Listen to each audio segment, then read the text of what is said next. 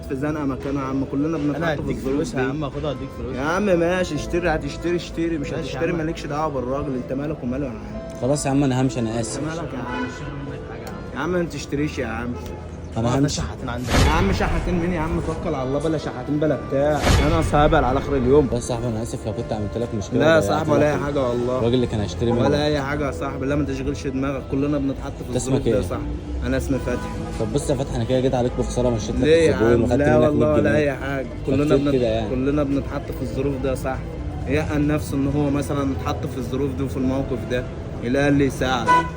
هو انا مش عارف اقول لك يا فتحي والله، انت راجل على محترم. ايه يا صاحبي حبيبي ابو الصحاب، حبيبي يا بص فتحي. انا فارش هنا كل يوم يا صاحبي، مم. لو محتاج اي حاجه عدي عليا. خلاص لو كده باذن الله هجيلك كل فتره كده خلاص ماشي. اسدد لك حاجه في حاجه من 100 خلاص جنيه يا دي. صاحبي ماشي. حلمش منك يا فتحي. على ايه يا عم؟ راجل أقل محترم واحد والله. صاحبي، حبيبي أبو ماشي يا فتحي، بقول لك ايه، الصحاب. اتفضل يا أبو الصحاب. عايز اقول لك على حاجه. قول لي. امسك كده ال 100 جنيه، امسك بس. اقول